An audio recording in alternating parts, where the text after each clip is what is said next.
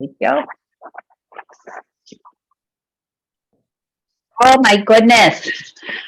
We have a fabulous, fabulous part of the course to read today. And it goes right along with what's happening in the world as it seems to always do. But today there's going to be some wonderful information to help us out as we are here in October the 20th of 2021. And the world seems to be getting crazier, more insane by the minute. But it is all right on target because it is giving us evidence of the insanity of the ego. And because for too long, we have we have been honoring the ego mind. We absolutely, let me close this thing.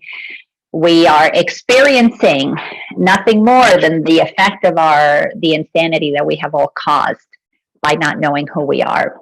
So before we jump into this wonderful teachings here from the course, I want to check in with you. How is everything going? Miss Kathleen, good to see you. Jen, good to see you. Have you be part of this? I want to hear from you. How are things going? Oh, even better to see your face. How are you doing right now in terms of your ability? Oh, good to see your face, Kathleen. To see the effects of your awareness from what the course is teaching you in terms of, are you taking what the course is offering you and applying it into your life? And if you are, can you see the difference? Can you see the difference between choosing love and fear, between staying grounded and realizing that the insanity outside is just a reflection of our own disconnection from our own truth? And it can be corrected if we come to our own mind, correct it in here, and begin to be the cause of a new world. Begin to be committed to bringing about a new earth through our commitment to not continue to battle the old earth, but rather recognize it as the effect. It's the effect of our disconnection. And we'll get into more of that as we continue reading in this section of the course that is titled The Healing of the Dream. So who wants to share? Laina, I'm not sure if I'm the only one, but you seem to be very staticky. It's clear for me. Yeah, I'm getting a lot of static. I don't know what it is. I've never had this before. So it's like a crackling sound every so often. I don't know what it is. And Jen, it's clear for you? It is clear. And you're not hearing any static at all? None? No, I don't have any static. Wow. Okay. It's me. Okay. I'm sorry. So no. It's good to know, because if there was more people hearing it, then I would want to be able to correct it. Yeah. Well, I've got to share if you want. Did you want us to share? Absolutely. Okay. So I had a kind of a similar experience to Kat, and I'll do a Cliff Notes nutshell of it. I'm applying for a job here in Charleston, and I reached out to someone that I had worked for, and we're friends on Facebook. I've had her over for Thanksgiving dinner, whatever, and she sent me, like, out of the blue, the most scathing message that she would not recommend because I'm not vaccinated. And it was like, whoa, Nellie, kind of moment. And I happened to be in New Orleans when I received her message. I was with a friend of mine, and I did share it with her, and she's like, wow, that is vicious. But I responded to her with love. I did not defend myself. I just said, thanks for sharing your thoughts. I will not be putting you forward, as a reference kind of thing. I didn't unfriend her. I didn't block her. I saw that as contrast, because it was, it's just interesting, and it has bothered me a little bit, because I actually think she called the organization where I'm interviewing, like, that she went beyond what a normal person would do to prevent me from getting that position because I'm not vaccinated. And I just got my Course in Miracles out last night before I went to bed, because I can, I'm very empathic, and I'm aware that there's that wasn't the end of what she felt she needed to do. And I always ask, you know, the universe, let me open up to the right page for me. And it was so perfect. And it was, I trust in God's strength.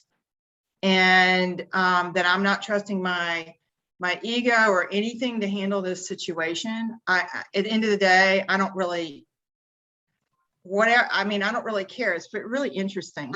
Like, it doesn't really matter to me what the outcome is. I can't quite explain it, but I'm at peace about all of it, even though it was the strangest experience that I've probably ever had with any person that I thought was in my friend group or in a professional setting.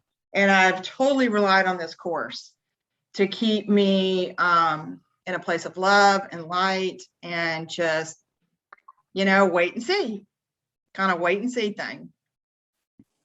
Oh my goodness, Jen, I absolutely love hearing that you have just trusted in the course, because we are in the process of a bifurcation.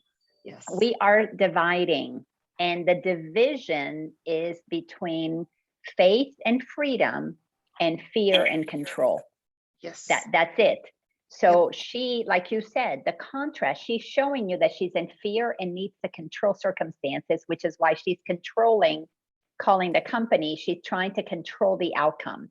So she clearly doesn't have faith at all. So you were an example for her of somebody who is in faith, exercising freedom to keep her as a friend, to not take it personally. We are showing a whole new way of being when we commit to having faith. The world doesn't know that. The world does not know real faith. They don't. So that's why we're being used, as the course says, as teachers of God. We're teaching God's way. Just as Jesus did 2,000 years ago, we're teaching God's way now. And God's way is basically let go what needs to be let gone of, because just as we are in the fall, in the season of fall, the leaves are going to fall. We need to let the leaves fall.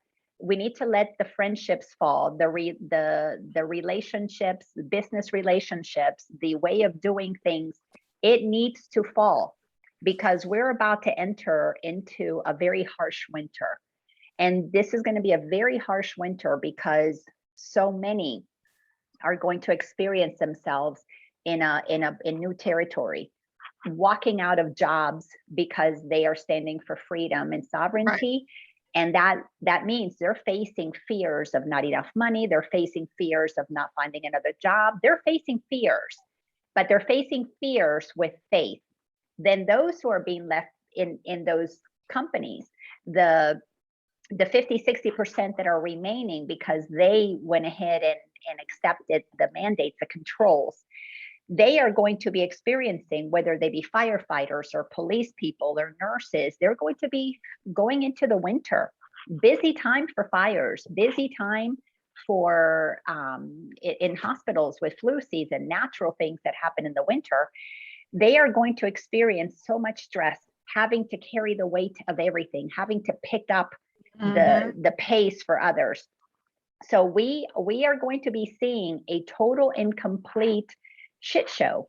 People are going to be in terror. There is going to be not only a tightening of the mandates, because the controllers want full control. They're not going to stop till they attempt to get full control.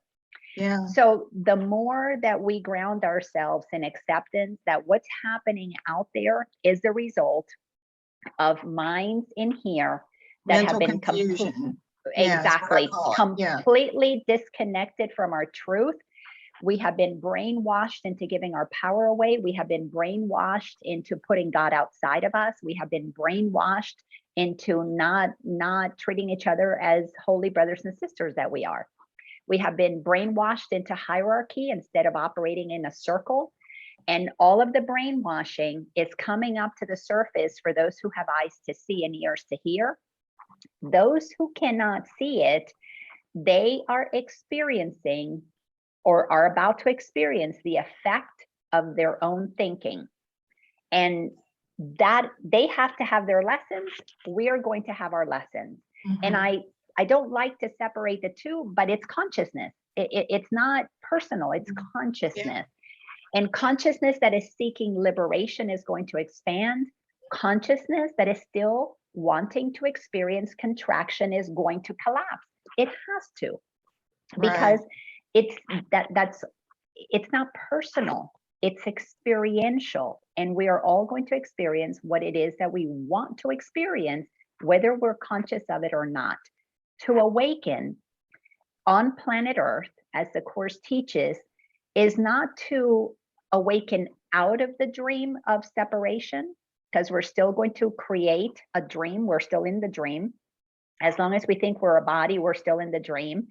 But what we're doing is we're changing the dream from a nightmare to a happy dream, a dream where everybody can have freedom, get along, and co-create from a place of respect and trust and honesty, and collaboration. So good for you. If that company listens to what she says and doesn't want you, she did you a great favor. Anyway. Exactly. Yeah, what a beautiful attitude. I would like to just share one final thing that she said, which I found alarming, is that she wanted to be punitive, and she told me there would be consequences. She literally used that word, there are consequences for you. And it was like, whoa, who do you think you are? I actually laughed when I read that line. It's like, what, you think you're God? You have that kind of authority over me? And the Course in Miracles was just making me laugh, honestly. But they are trying to punish people like us who believe in freedoms and who aren't drinking the Kool-Aid. But, have at it, try, it's not going to work, kind of thing. It's almost funny if it weren't kind of scary too.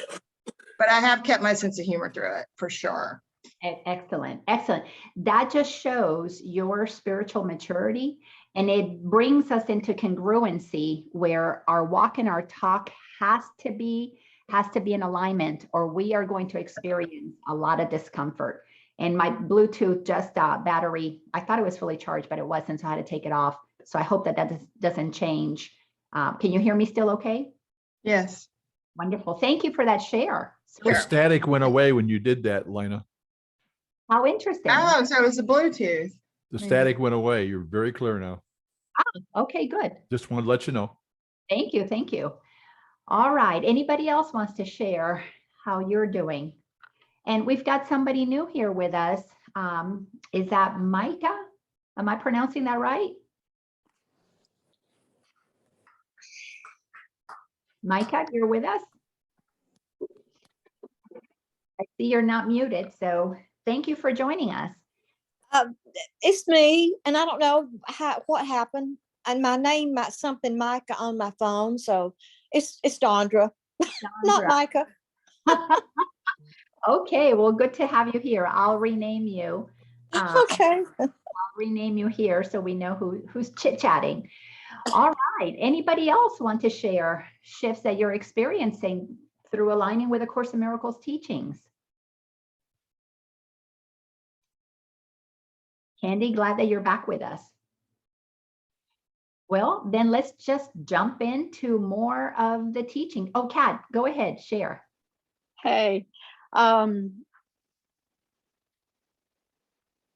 it's every day. I use the Course. I'm so grateful for this Course and for your unbelievable way of expressing it so that I can understand it. I find that when if I start to get, I've talked about this vague sense of some kind of anxiety, so I know that's the ego. So I go into meditation and I speak to the Holy Spirit. And so this Course and this teachings just have saved my life. I do believe. So I just wanted to say that, and I'm living with what Jen shared. Now there's other neighbors here who are saying they used to like me and respect me, but now they don't. And I think they think I'm the only one in this kind of things that's not vaccinated, but I know that's not true.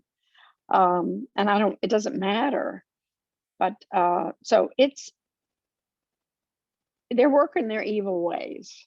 They're working their evil ways and trying to get, all of us aligned. So anyway, I'm very grateful.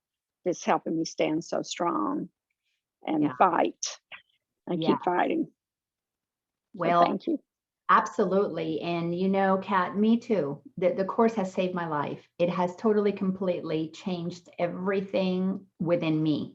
And that means that it has changed so much of what's around me because I'm the cause of my experience. And I hardly get anybody in my life, it just doesn't happen hardly ever, that is of a different frequency.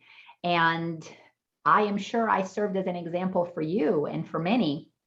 As I began to shift my political allegiance, you watched what happened on Facebook. Yeah. And you saw me lovingly acknowledge everybody's right to believe whatever they wanted. And we are helping each other not have to defend ourselves, because our safety comes from not defending ourselves. And when we don't defend ourselves, we move into the higher frequencies that allows us to come together with like-minded people. We are in what the Bible calls the separation of the wheat from the chaff.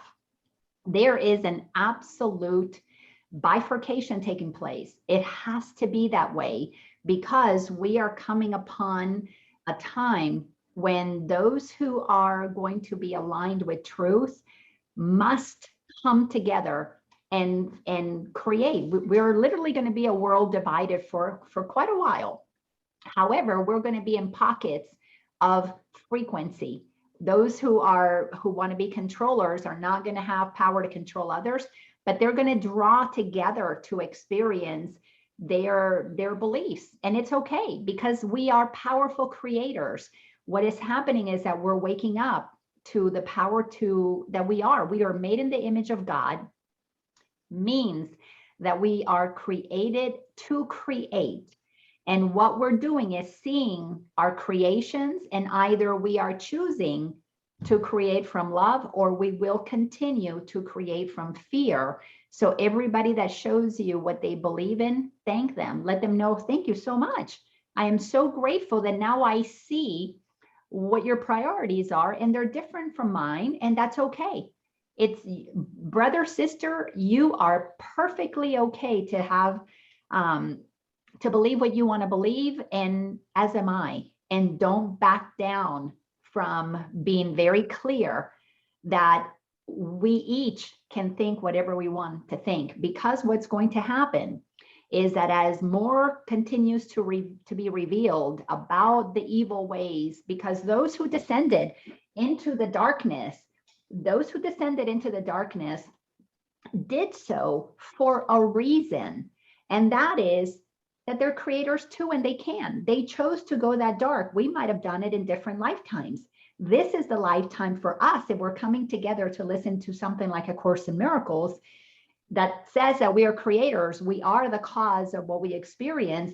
If we are ready to see differently, we are rising to create from expansion instead of contraction. So those that are playing the roles of evilness in this lifetime, they're giving us a favor. They are showing us with glaring contrast the power that we have, the free will that we have to darken ourselves or to enlighten ourselves. So we are, our best work is to acknowledge that we're creators and get your mind completely aligned with what it is that you want. And your focus on that is going to make that our reality, just as our focus on the insanity made the insanity our reality. We all believed that power was outside of us. It's been indoctrinated into us. We're waking up from that insanity. Where does power go? Where it's always been inside of us, because the power inside of us gave power to those outside of us. Now we're bringing our power back within. And until enough of us, and it's happening, enough of us stand together and say, we will not comply with external power dictating anything, but we do it without fear, we are not going to shift we're not going to shift what's happening.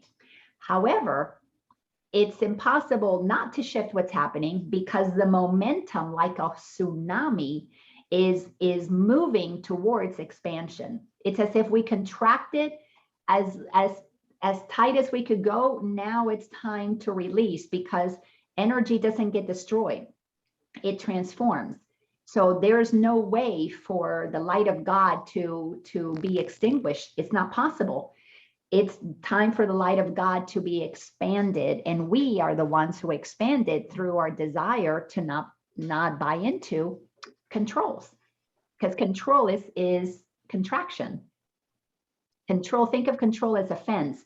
It puts a fence around us, and it attempts to, and the fence has just been getting tighter and tighter and tighter. And, in something that is so evident right now, especially in this country, this is why the whole world is looking to this country, is that we've got these attorney generals in many states who are standing up, and actually they're honoring the Constitution. So the conversation about the power of the Constitution is so clear now around this country that many are beginning to go, oh, what do you mean you're defending the Constitution? What Constitution? It's almost like people have forgotten that we have a Constitution that is the founding papers that we have been indoctrinated out of remembering and honoring and abiding by. So the minds are being American minds are waking up to this document that we have. And no wonder, Vern, you've been inspired to share that and give it away, because people have to remember, not only do we have a document that is the foundation of our legal system, our law in this country, but it goes completely in alignment with what the Course in Miracles is attempting to get us to understand. And that is that God created all of us equal to experience life, eternal life, liberty, free will. And when you are free and living from your knowingness that you are eternal and you don't have fear, you will have a happy life. So they go hand in hand. Very cool. Thank you so much for that, Kat. And All right. to me, the Constitution is a document of light. I mean, it is light. It's obvious that it came from people who were well connected to source. So I'm glad to hear that attorney generals are standing up for it. I feel like there's been way too much silence.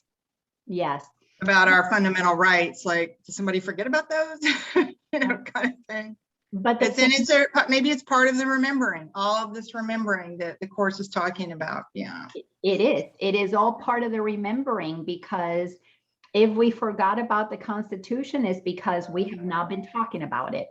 So we all have to take personal responsibility for our part in making sure that those documents so here's the way I look at it. I just had this conversation. It was this week. I can't remember who it was with. The Constitution is a document, as you said, Jennifer, it was inspired. And it's pure light. It honors the truth of who we are. It puts all of the power in the people. 25 or 250 years ago, the founding fathers knew that the truth is the truth is the truth is the truth, no matter what. And if we are not reminded of the truth, we are not going to abide by it, because we're going to get conditioned out of it. So that document is something that pretty much anybody can listen to. They cannot, not everybody, unless your consciousness is expanded, can hear the light aspect of it, the God part in it, can hear the spiritual side in it. So today, some people, especially many Christian people who have a strong faith in God, but they see God outside of them and do things for the fear of God, but they are standing up for the Constitution and are basically using the Constitution to give them the right to worship God. Those of us who are aware that God is inside of us and don't have fear of God, well, we know that the Constitution is an important piece of paper, but we are not relying on the Constitution to give us our rights. We know our rights are in us and they're reflected in the Constitution. So those who have come to know God inside can use the Constitution in conversations with those who still have God outside of them. For example, I've joined a group of people here in Metro Atlanta, the northern suburbs, and these are Christians. They, in their document that I signed up to participate in, at the very top it says, I am a God-fearing patriot. And I changed mine. I said, I'm a God-loving patriot. And anyways, they are standing on the Constitution as what defends their right to worship God. I'm standing in my knowingness that I and the Father are one as my already given right to talk about the Constitution for those who don't have the ears to hear that God is inside.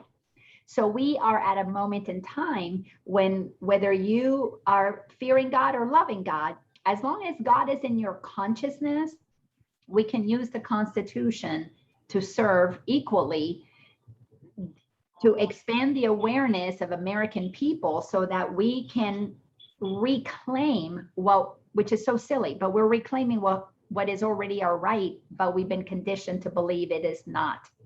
So amazing things are happening, very wonderful things. So anybody else want to share, and then we'll jump into the course?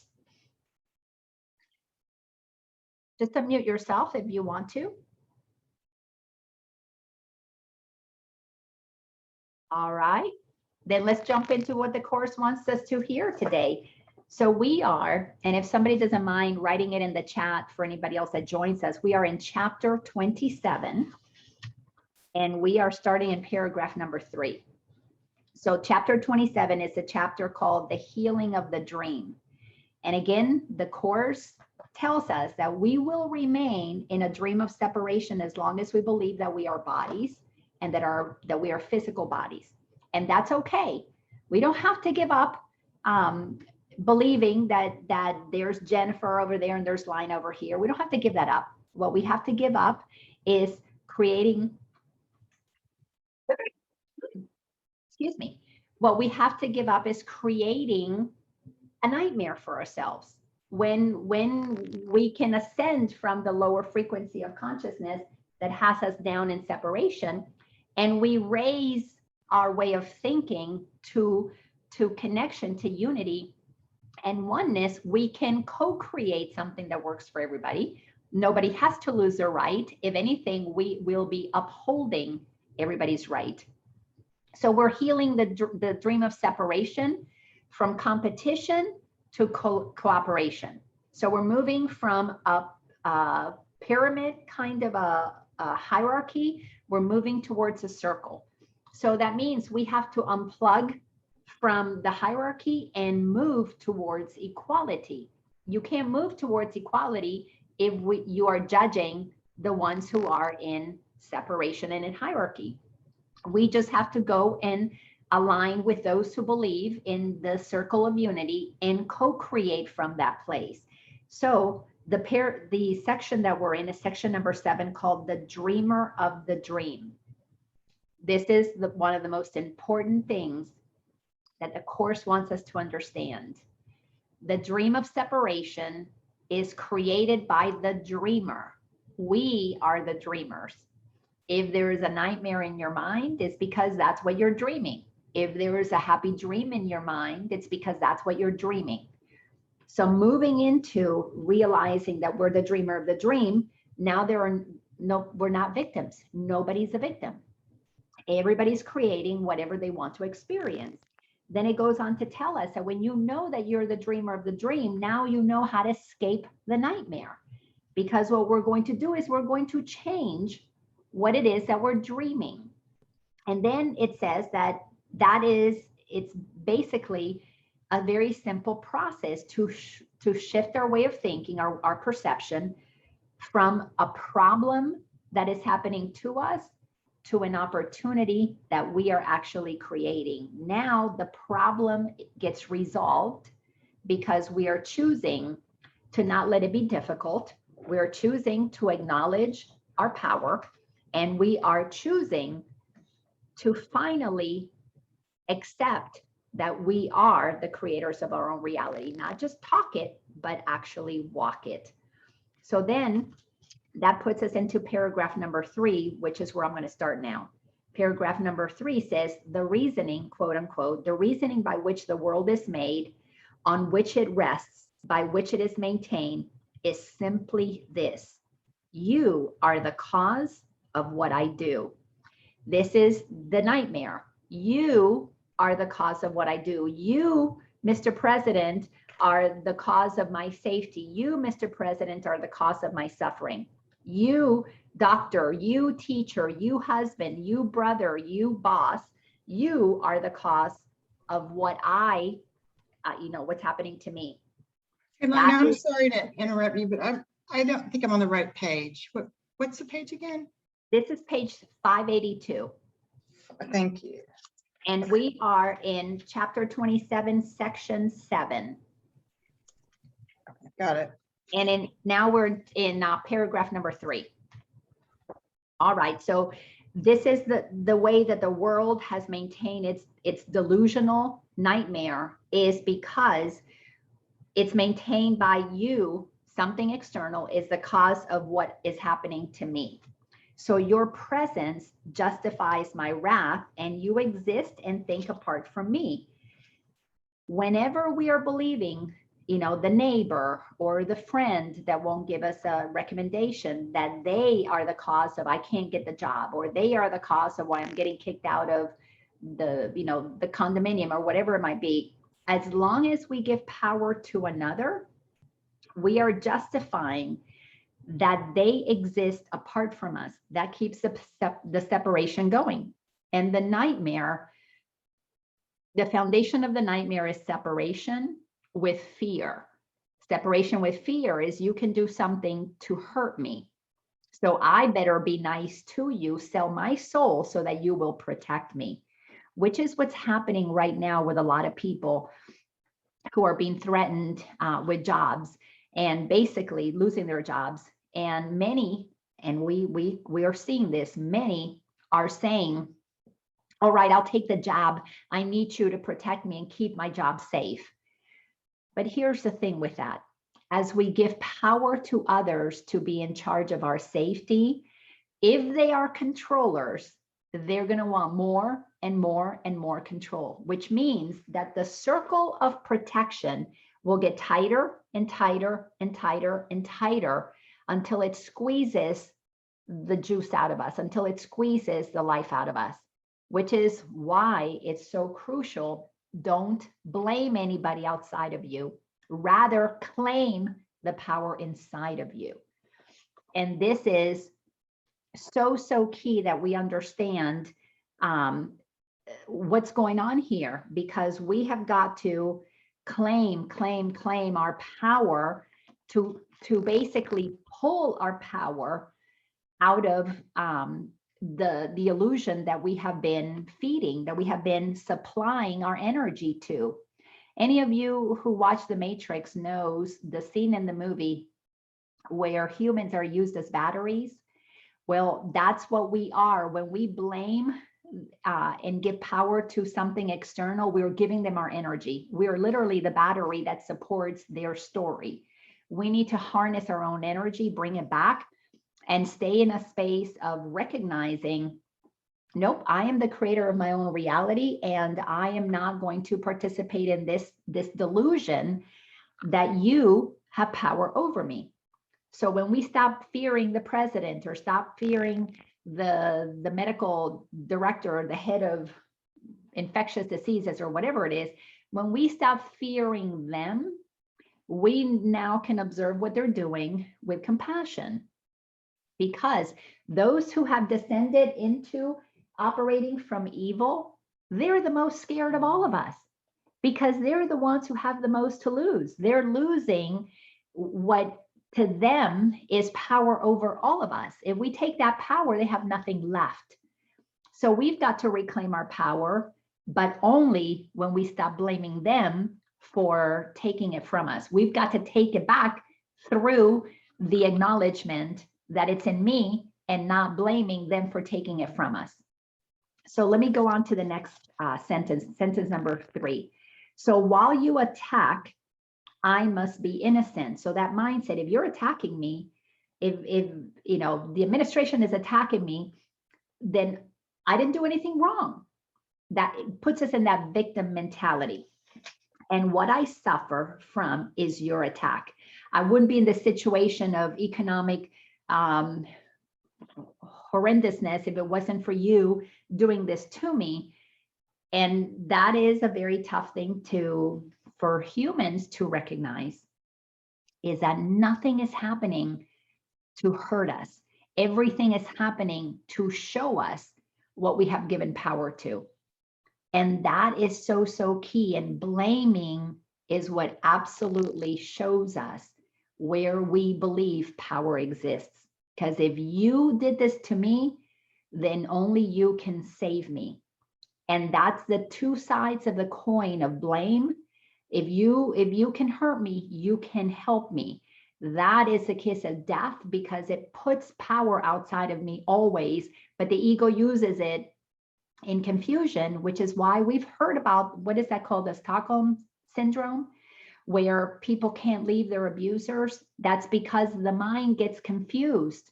And those who understand how to confuse the mind understand mind control. And the only way that we can be controlled is if our mind gets confused.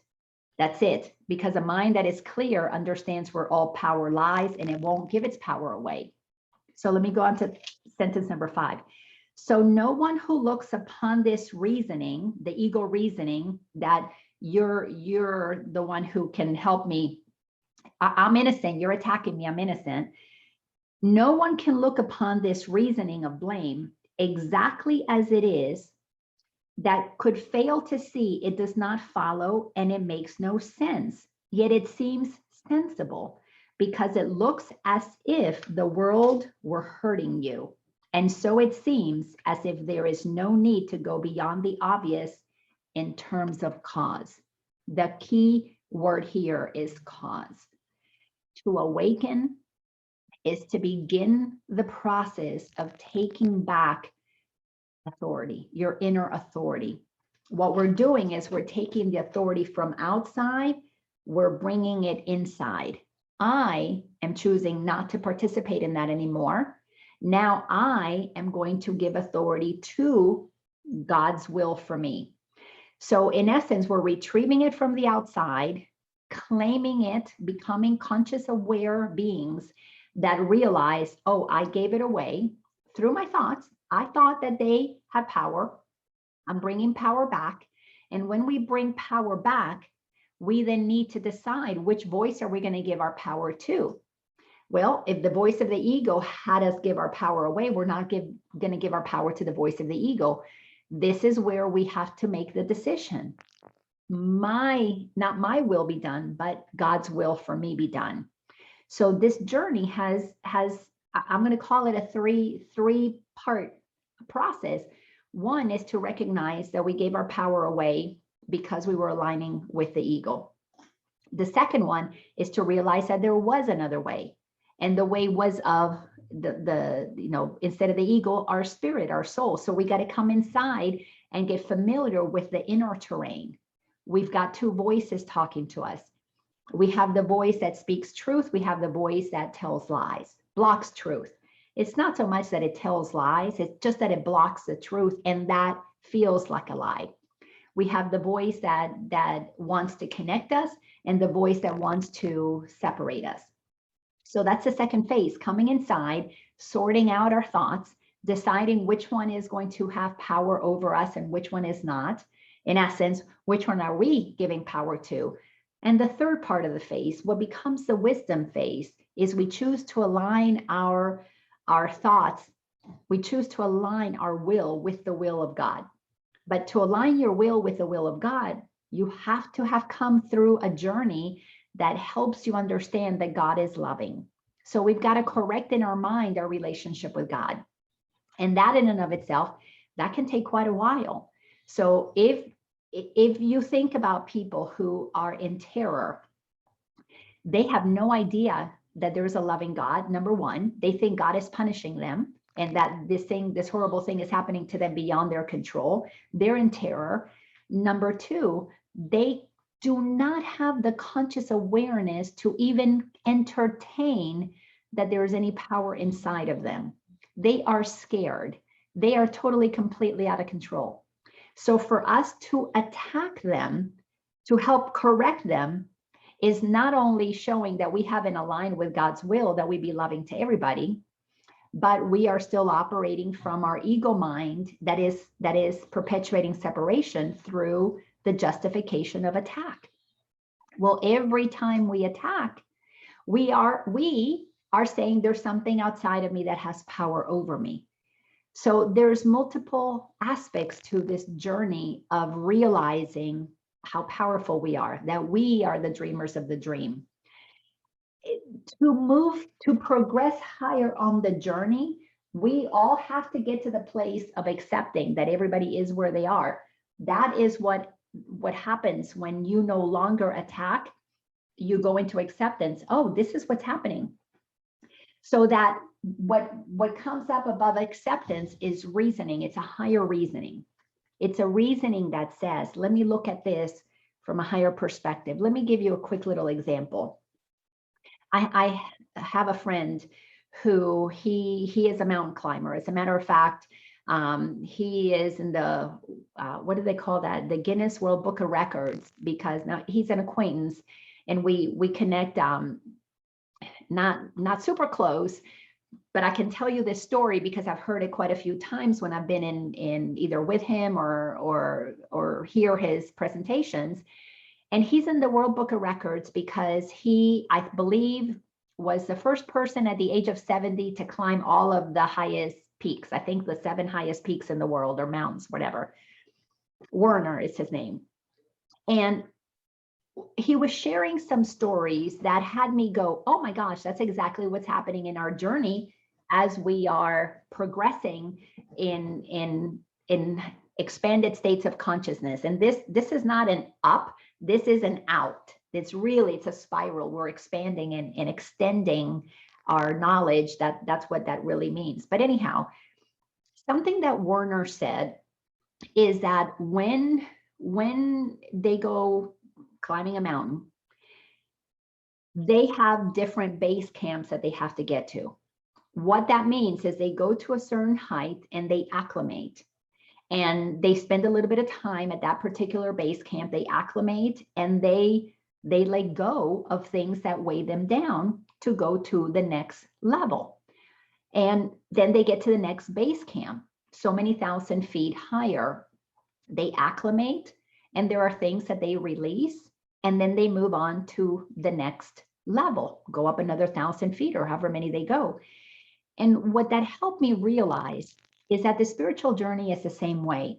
We all start down in the valley, and in the valley, while we are in the valley and our mind gets conditioned in acquiring and having and the house and the money and the stuff and the titles and the possessions, we get pretty tethered to the ground. And when we have a big change in our life and we lose somebody dies, death of a child, a parent, something that's really meaningful, a spouse, lose a job, we have to go up to another level where we have to leave some things behind. You leave that job behind, that spouse behind, and you take so much with you, and you create a new base camp. You create a new life for yourself where you acclimate with what it is that you lost, and you create, whatever it is that you need.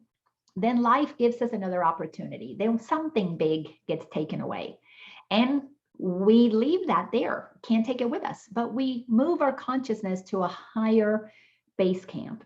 And there we begin the process of seeing, oh, wow, I'm still happy, even though that person died. I'm still fulfilled even though I lost that job.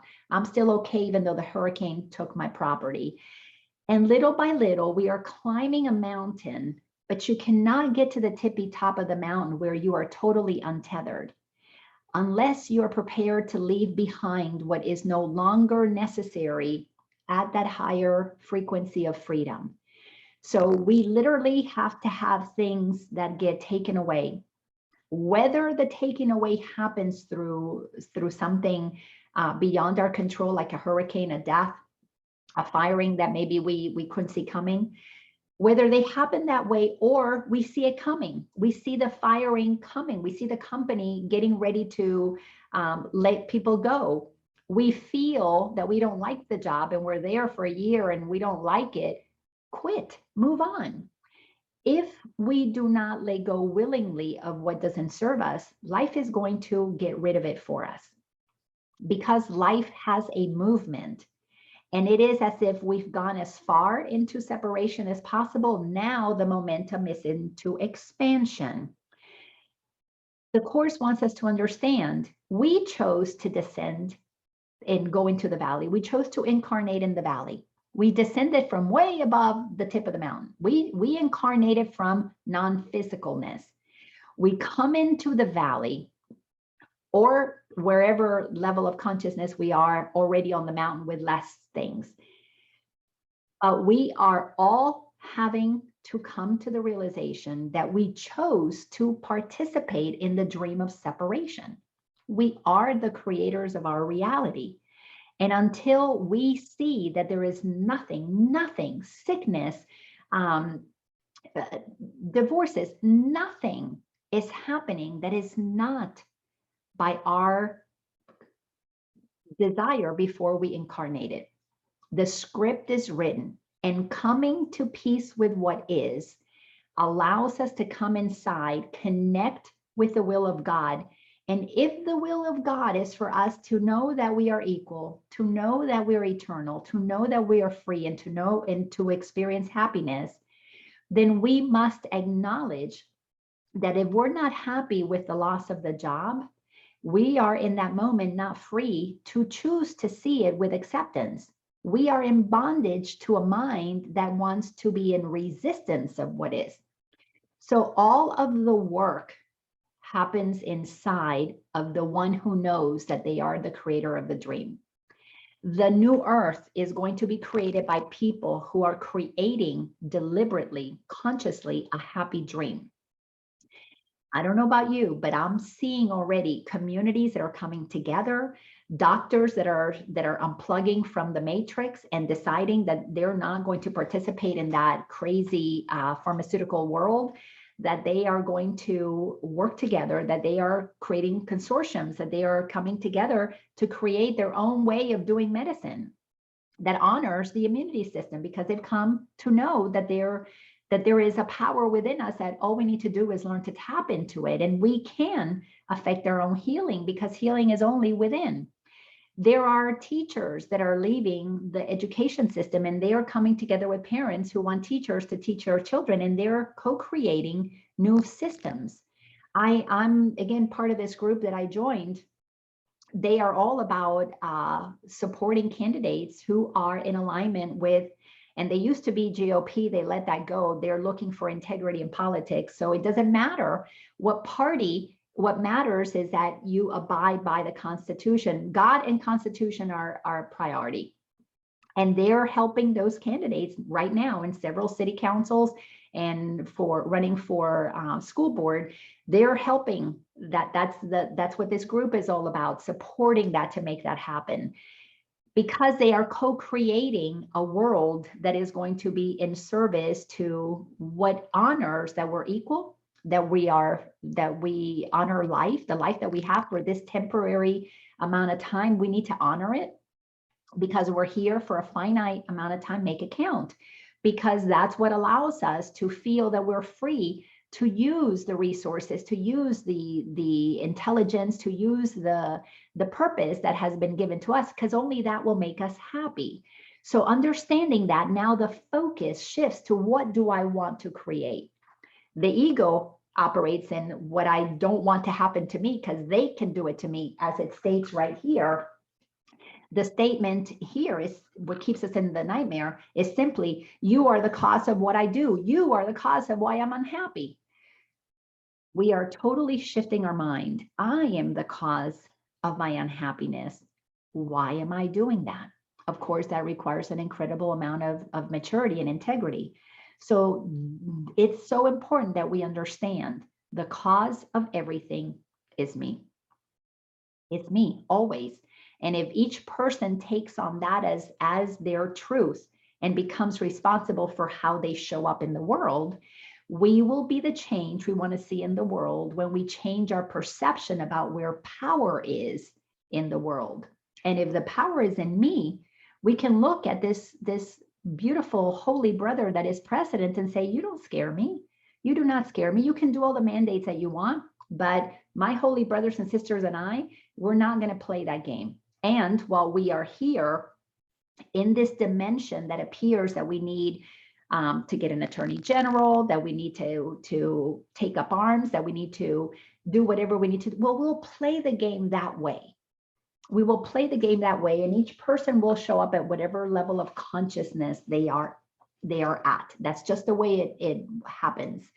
And when we pull our power from you telling me what to do to know, I am not afraid of you. This is what I'm going to do to show you that I'm not afraid of you.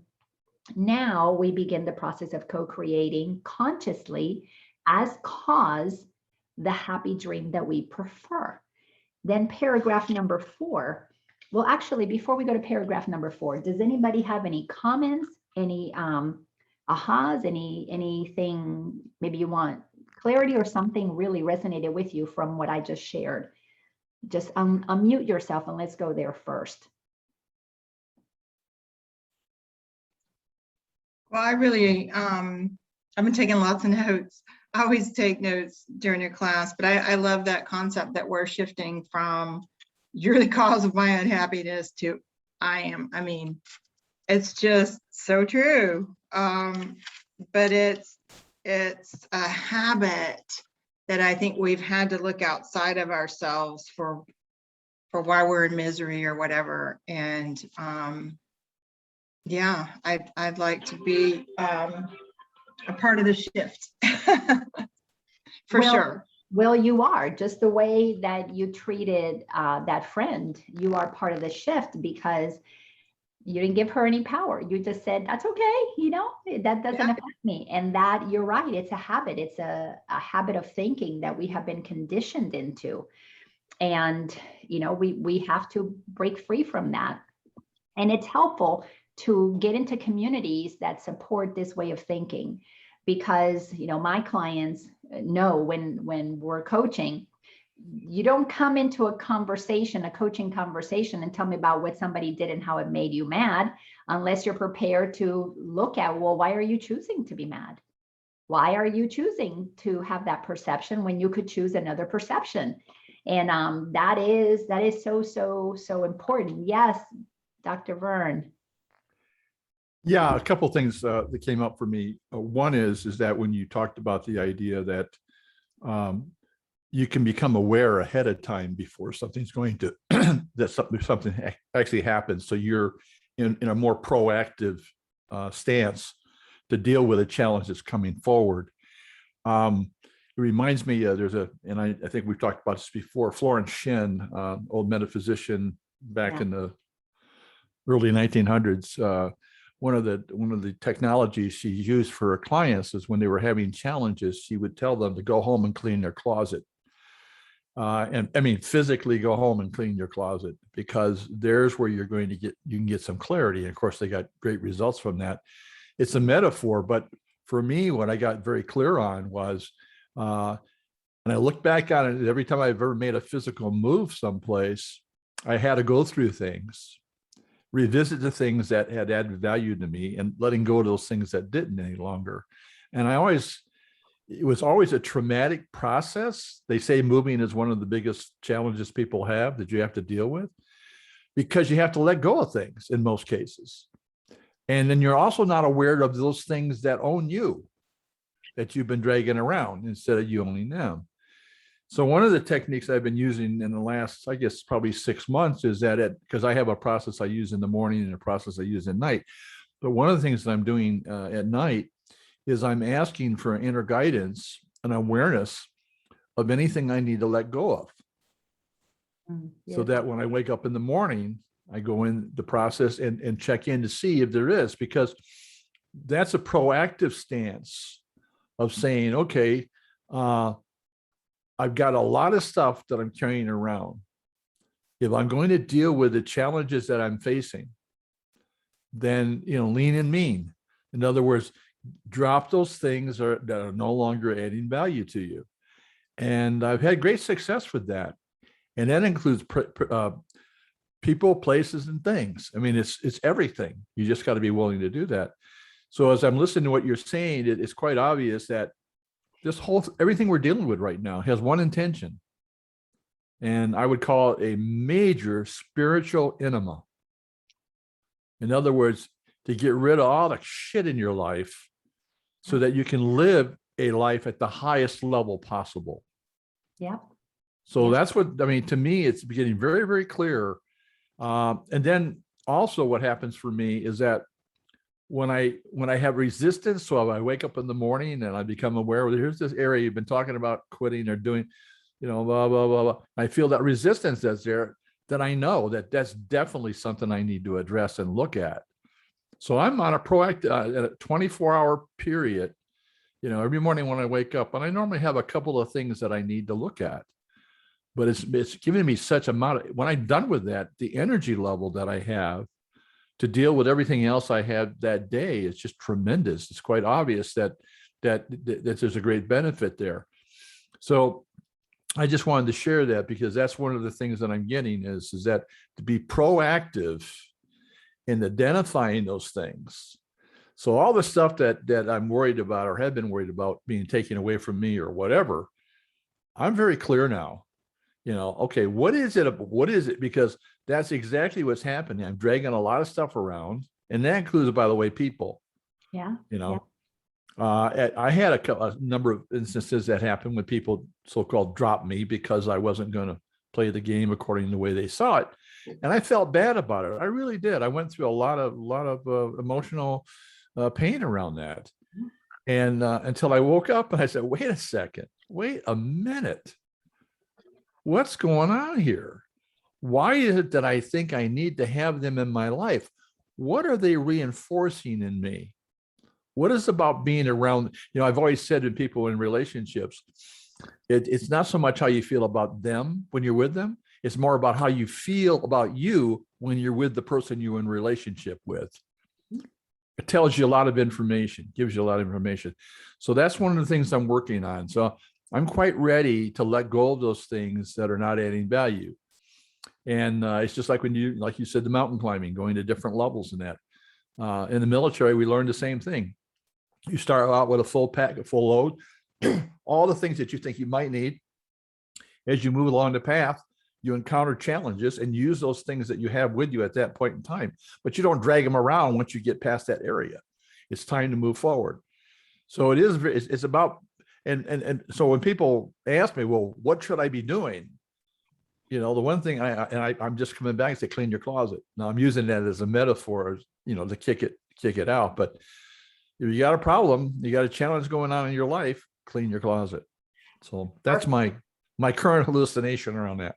Love it. Love it. Perfect analogy. It's the same thing. This is about releasing attachments. That's why one of the most popular books on spirituality, not only is it written so easy to read, but it's a beautiful journey that Untethered Soul.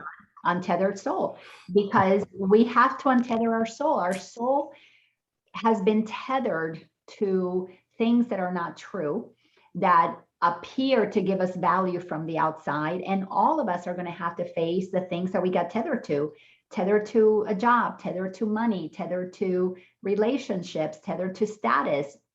And there's a lot of that that's going to come crashing down. Think about all of the politicians that got tethered to their title, to their power, to the money. that they could make. Think about all of the pharmaceutical companies, the medical companies, the doctors, the institutions, the insurance companies that all tethered themselves to power, to money. And they are in the process of seeing where they thought they had power and we're going to make a whole lot of money through the fact that they banded together. You know, they co-created with politicians and corporations. They came together and created from a low frequency, and they created from a frequency that was okay administering suffering by creating, you know, viruses, so that they could then apply the whatever thing they thought was going to heal us and create a closed loop for themselves where they could make money and nobody was going to find out about it. Well, there's too much light on the planet, means that there's too many people who are questioning. That's what light is. Light is curiosity. There's got to be another way. And when you shine the light of curiosity and say, this doesn't seem right, and you have awareness, because for thousands of years we've been hearing you can't serve two masters. You have to pick one. It's either going to be money, which is what the ego operates from, because it believes there's not enough here. I'm not enough on my own, so I need to acquire. Or you're going to worship God, which is the knowingness that there's more than enough. Why control when there's more than enough? So anyways, we have a lot of people are going to face very abruptly. It's coming pretty quickly. The house of cards of those who think that they are in control is about to fall really, really quickly. And our work is to be so grounded in realizing that we can align with the will of God, that we be happy. Check in. Is your ego active? Your ego is going to be happy that they're suffering. You know, it's going to go into revenge. If you're aligned with the voice of God within, you're going to be in gratitude for the service that they have provided all of us by, through contrast, helping us see what we are leaving behind. This is not a matter of being glad that they're tumbling down. This is a matter of being joyful and grateful that they were the stepping stone from which we have been able to rise to see things differently.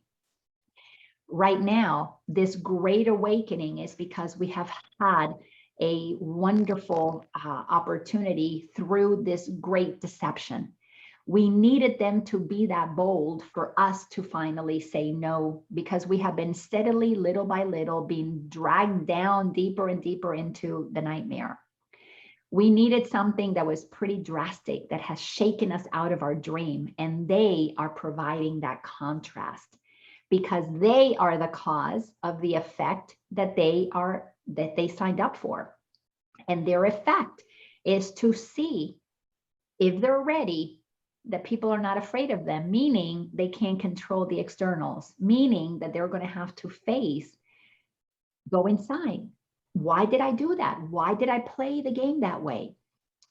Clearly, it's not the way, it's not in alignment with God's will that they be happy, but in equality, honoring everybody. But God did give them free will to go into that kind of a nightmare. So we've got to honor, we've got to move to the acceptance that says everybody can create what they want. So if we know that everybody can create what they want, what do I want to cause? What do I want to have as the effect of my awareness that I am powerful beyond measure? Let's go to paragraph number 4. So there is, Laina, can I make another comment as you were talking? One of the other things I'm doing as I'm going through the process of letting go of things that and becoming aware of what I don't want, and I open up that space, I am asking now for inner direction. In other words, you and I talked about this. What action do I need to take, coming from the level of spirit? In other words, and so I'm letting go, and I'm asking for direction to move forward. So that full cycle, because I found that if I just stayed in the stuff and just kept letting go, although I felt better, I didn't have the end. I was losing. I was not losing energy anymore, but I wasn't creating any energy anymore. And so it's not only about letting go of the things that we're hanging on to that don't serve us, but it's also about consciously asking for inner direction as to what the next action step is, and then be quiet and then listen. Yeah. And that's been, so I just wanted to mention it because that's part of that whole process of shifting. It really is, because to co-create the new, we don't have that information in our mind. Our mind has to be emptied of the information of how we participated in the old. This is why that prayer, God, make me an instrument of your peace. First, we need to hollow ourselves. So get rid of the old thinking for God to inspire us with new ways of doing things that have never been before. If we knew how to create the new earth, we would not have been in the old earth. So for us to bring that together, great point, we have to be willing to align our will with God's will, because the creator of universes knows way more than we could possibly with our limited mind, because the mind has a veil over it. We can only know a little bit, because part of the journey is to surrender that mind so that God can will through us. And it wills that we be happy. So it can only bring us inspiration for things that are going to be exciting. So thanks for that share. So paragraph 4, there is indeed a need. Houston, we have a problem. So the world's escape from condemnation is a need which those within the world are joined in sharing. We all know that there's a problem. We all know that there's a problem. The distinction, am I going to allow the cause for the new to flow through me? Perfectly with what Vern just said. Am I going to allow the inspiration so that I can be the cause of the new? Or do I see a problem and I need somebody out there to come fix it for me? That's it. Doing the same thing, expecting a different result, is going to the external world to correct it. But being willing to be courageous enough to not know where we're headed, but trust, have the faith to know that if God wills for us to be happy, it's going to be good.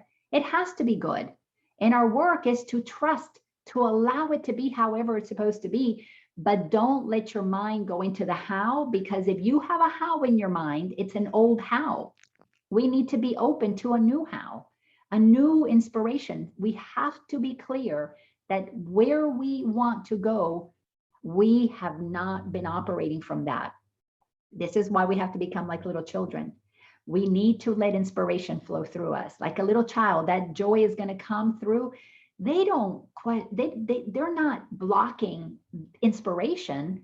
They are letting it flow. So we've got to return ourselves to that. So sentence 3, yet they do not recognize their common need. So we all have a need, but we don't realize that we all have one common need, and it is the need for self-expression. That's all that it is. But you can't self-express, which is to let the self, higher self, capital S, self.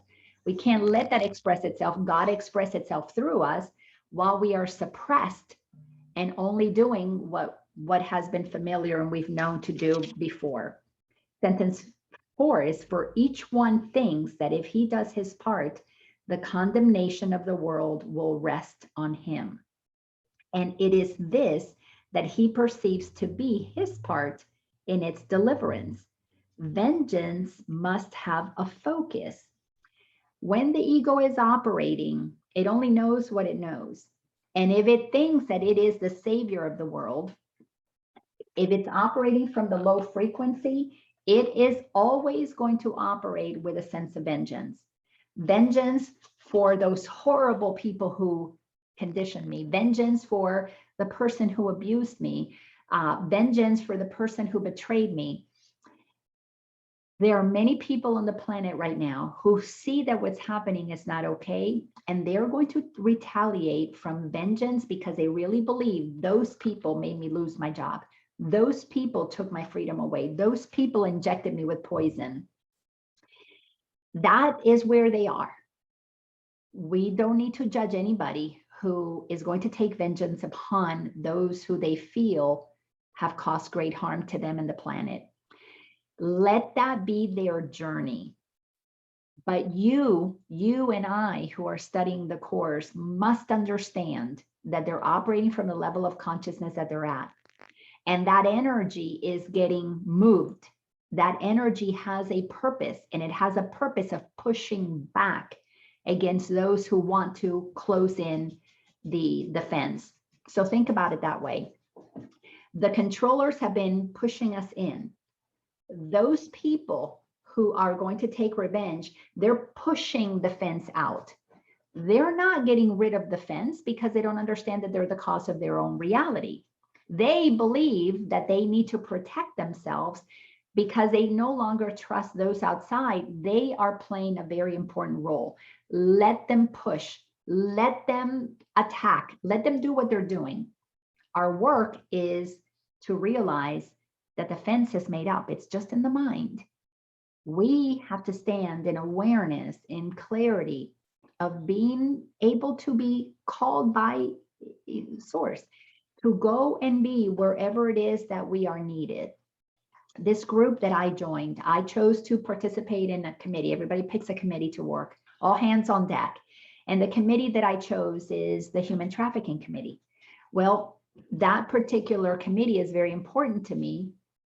I think I've shared with some of you guys when we had our last Tuesday night conversation. It's very important to me because of the level of child abuse that happened in my family. It's in my lineage. So I want to be able to help. I'm not going to be one that is going to go there and attack and shame and blame the human traffickers. I'm not going to do that. My work is to be in service to those who have been trafficked, who are healing. I'm going to offer my coaching services. I'm going to offer to be in service in the healing process. But some are going to be pushing against the traffickers, are going to be pushing for, shaming those who have created this. Let yourself be guided towards being used in service to the expansion, but know that some are going to be pushing back against the contraction. Does that make sense? Everybody's playing a role, and it's perfectly okay. That is because everybody is causing the effect that is necessary at their level of consciousness. So vengeance must have a focus. Otherwise, it is the avenger's knife in his own hand and pointed to himself. The reason that vengeance has to have a focus is because when we're unconscious, we're not going to stab ourselves. We need to go stab somebody else. So let that be what it is. And he must see it in another's hand. If he would be a victim of attack, he did not choose. Let me just finish this. Sentence number 9. And thus he suffers from the wounds a knife he does not hold has made upon himself. We are in 3 stages, the way that I see it. There are those who are totally in the dream. There are those who are half awake, kind of in that sleepy waking. We all have experienced that when we wake up from a night's sleep or from a nap. And then there are those who are awake. So we've got the sleepers, the in-betweeners, and those who can see what's happening. Get clear about where you are. Clearly, you're not asleep. But sometimes, I know I have, waffle between in-between sleep and awake and being grounded and awake. When you are needing to take vengeance, if you are blaming, acknowledge that you are half asleep.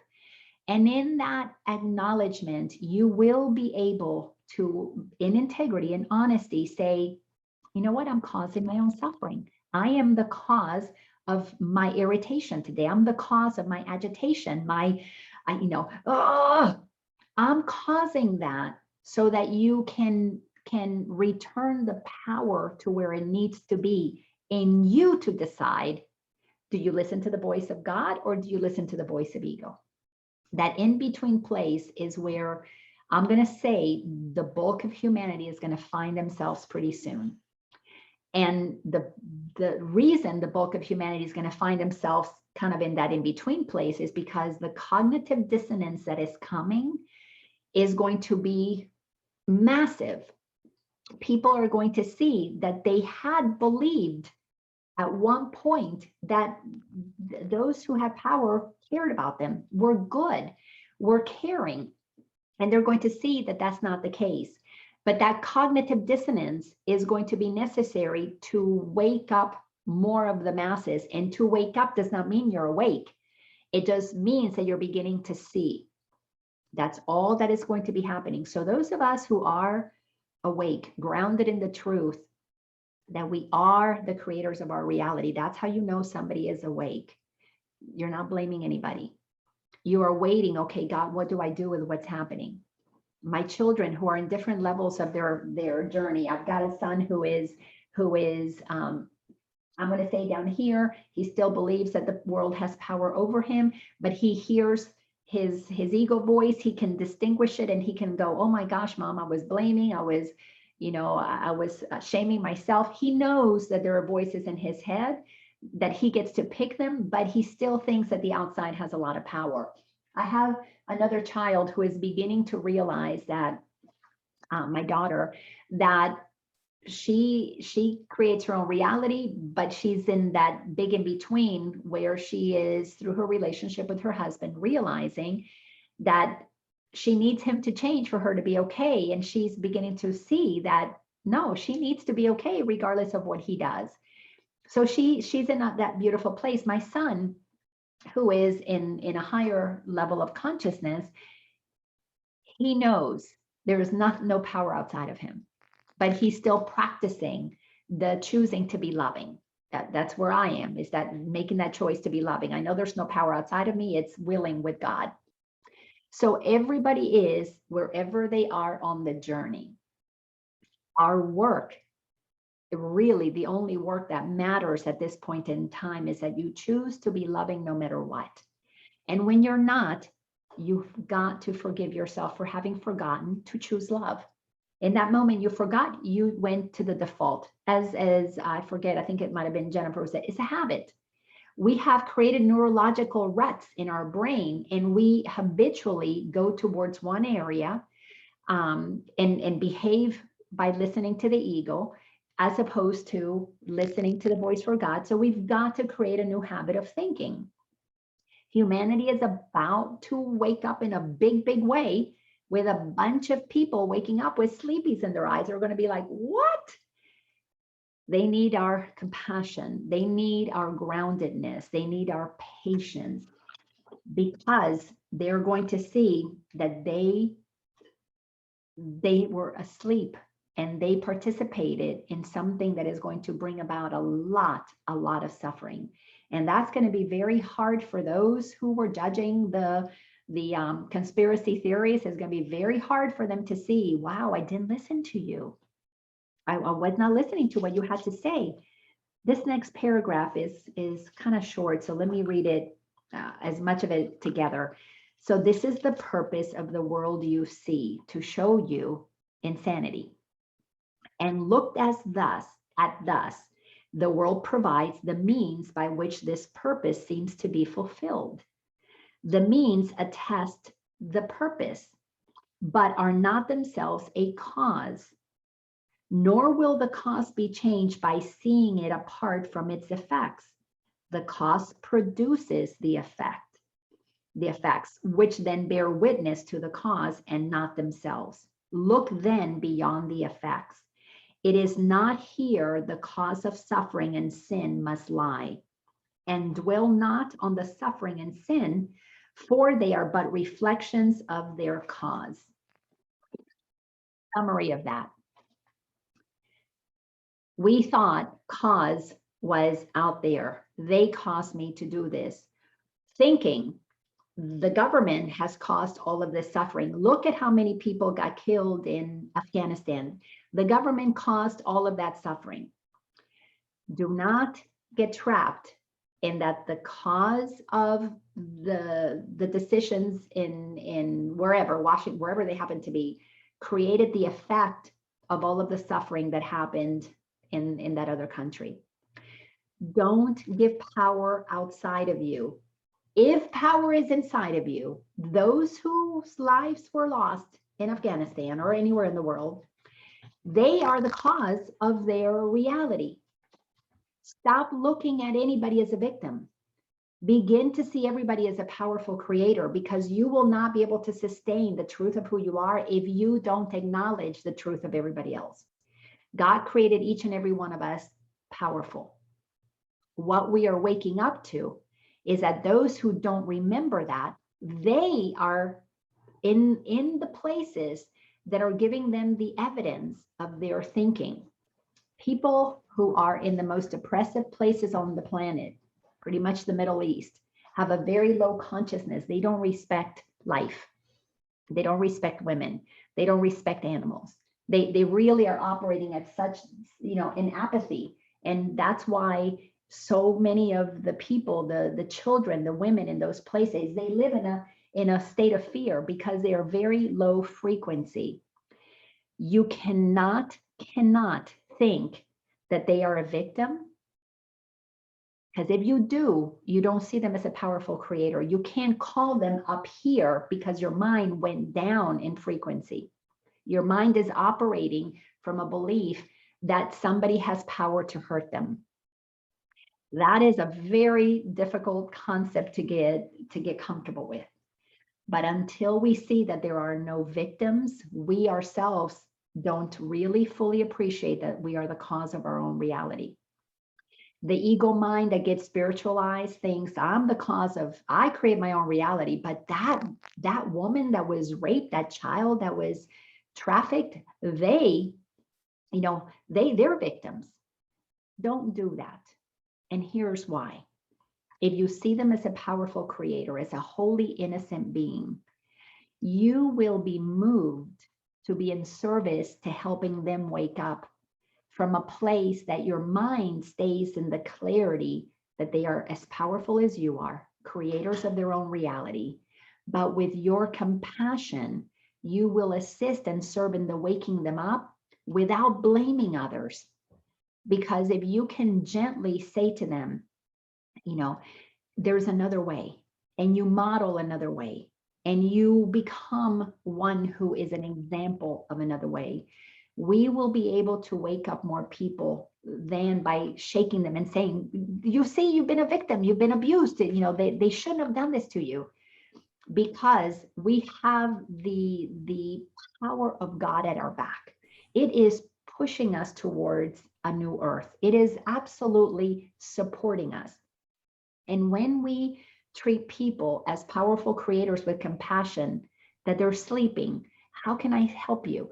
What can I do in service to you? We will be able to see their awakening right before our eyes happen a lot faster when we're no longer supporting the energy of victimhood. Because to see them as powerful creators, not to say, oh, you do not tell anybody who's in the middle of a nightmare, hey, you created this nightmare. You let them know, hey, I've been in places where I felt totally powerless, but I found a way to find my power again. I came inside, I began to look at my thoughts. I acknowledged that they did what they did, but I found the voice in me. I found the strength in me that allowed me to forgive in a way that I feel empowered again. Can I share that with you? If they're not ready, because we have to go through part of the blame and we move through the revenge, these are all layers of consciousness. Nobody jumps from here to here. We have to move through the energies that are moving through us with respect and compassion and acceptance and an incredible level of gentleness. We will be examples that will draw people to the light versus us turning our light down, dimming ourselves, and going into the darkness to validate how victimized they are. If you are the dreamer of the dream, so is everyone else. God created us equal. You're going to honor the Constitution. You're going to honor Course in Miracles. God created us all equal. That means that all of us has equal power to create the experience that we're having. All of us are the cause of the effects that we are experiencing. Those are the ways that we're going to get the lessons that we're getting. And to see anybody as a victim is to you not really know who you are, because you're not seeing who they are as God created them. Yes, Vern. Yeah, this is a real tricky area for me. I'll go back to it again because I revisit it on a regular basis, I guess. Everything you said makes sense. I can recognize that everybody is, there are no victims. Everybody creates what they need to create in their life and everything else. If somebody comes to me and asks me for help, I would move them towards becoming empowered themselves. But here's the challenge for me. I'm walking down the street and I see a little old man walking across the street and I see him attacked by somebody. Now, what am I supposed to do? That's where it comes. Now, I can sit back from a certain level and say he's a spiritual being. He's creating this situation. He's just as powerful as I am. He's got everything else. He's not a victim in that. But I'm seeing this in front of me. What do I do? If you're aligned with God, you will know that whatever your impulse to do, you will do it without judgment, without accusations, without shame, without guilt, without blame. You will just move. You'll be in movement and the mind will be quiet. If you are in your ego, the mind is going to be thinking, oh, I got to do this and got to do that. That's where I have found the difference is. I have realized that we don't just not do anything. We actually go into a movement, but it comes from source. It comes from the heart, but it does not judge. It does not blame. It does not shame. That is where the difference comes in. The Course in Miracles says that when you listen to the Holy Spirit, guidance, you're in alignment with God, you will not experience guilt. What do you do? And I understand that. And believe me, I understand what you're saying to me in that. But sometimes things happen quick, really fast. I mean, you're walking down the street, you see it happen in that. What do I do? Because if I don't do something, there's a good chance that that old man is going to die. Okay. Yeah. Now, I understand all the spiritual principles and everything else. That's fine.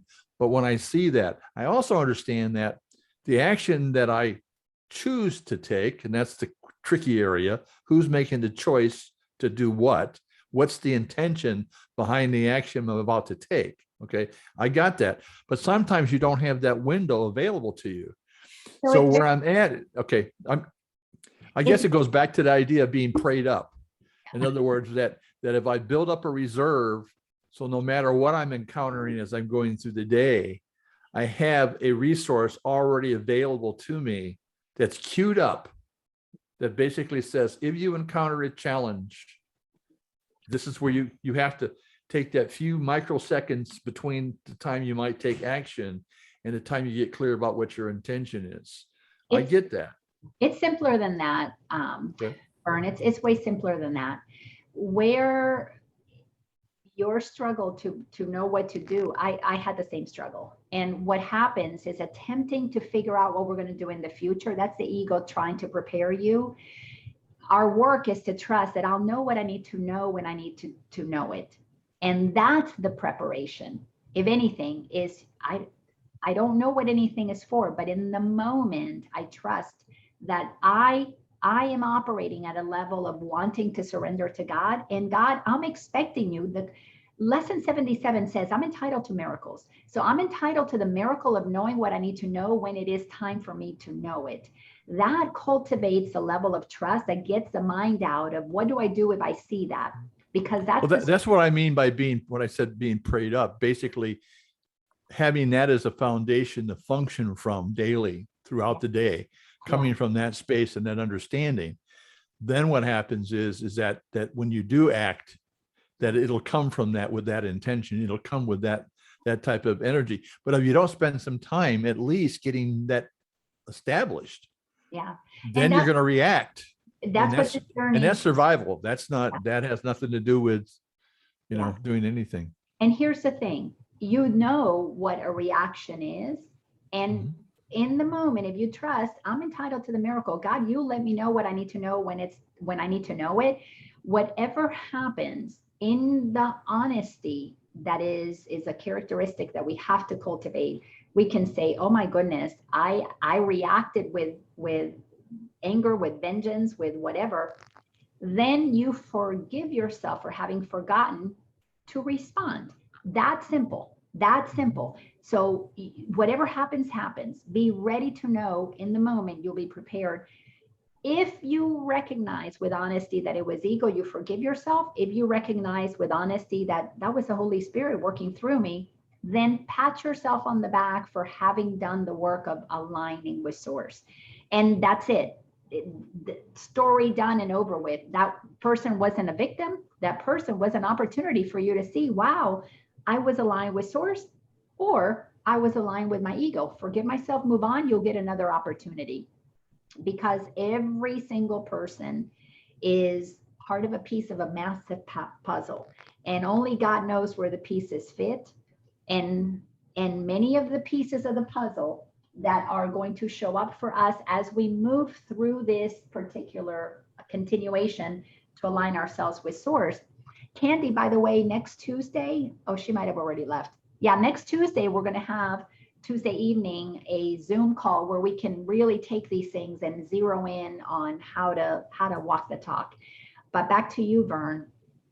We have to learn to expect miracles, be entitled to them, call that forth. If you're going to pray up, that's what we have to get clear about.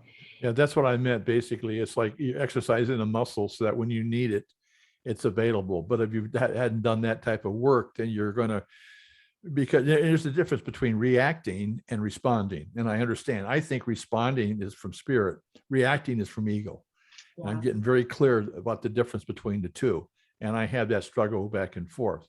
Yeah. But that's something, and I'm not the only, I mean, I've heard people have asked me this same scenario over the years about, well, what about this? And what about that? And, yeah, I guess what it is if we don't dialogue about it and talk about it, you can't kind of really get clarity on it. So that's what I'm doing. Exactly. And that's what's so wonderful about having the conversations. What do I do? Mm-hmm. And it's always do whatever comes, comes. And, but your mindset will be clear to one who is grounding themselves in the awakened state. In honesty, you'll know if you reacted or you responded. But everything is about aligning ourselves with God, because this source that wants us to be happy knows exactly what is necessary for us to experience that. It is actually our individual personal identity, our mind that has an idea of what will make me happy, that we need to deconstruct. And giving that much power to God takes time, but it is all a surrender. And those opportunities to be in service with others is opportunities for us to see, are we aligned with God or not? But we're still the cause of that opportunity, because however we respond or react, it's the effect of where we were in consciousness. And that is more important to know than how to help that person. Really, truly, it is more important that we be clear, where is my consciousness? So Tuesday, inviting everybody. I'll send out the links through our text to everybody after this, so that if you want to register, go to the website and go ahead and pre-register, so that we know that we're going to have a gathering. And thank you all so much for being part of this. Please unmute yourselves, and let's go ahead and wish everybody a wonderful day. Thank you for being here. I'm so grateful to you. Thank you. Thank you. Very timely. Thank you. Thank you. Great class. Thank you. Love you. Bye-bye, everybody. Bye. Yeah. Bye-bye. Miss Latanya. Bye-bye. Bye.